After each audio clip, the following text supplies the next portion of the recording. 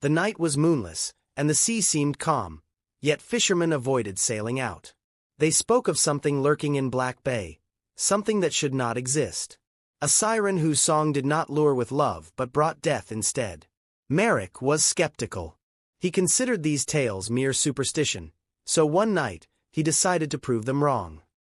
He boarded his boat and set sail into the open sea. For a long while, nothing unusual happened.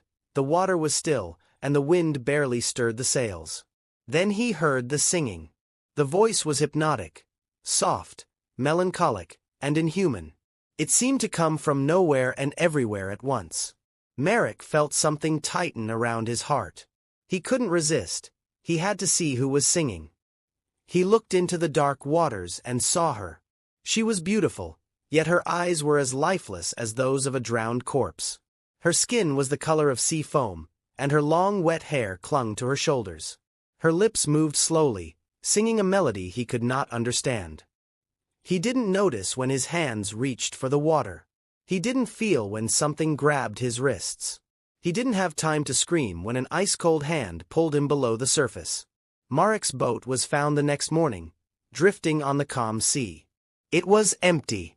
But fishermen swore that from that night on, if you got too close to Black Bay, you could hear a faint song.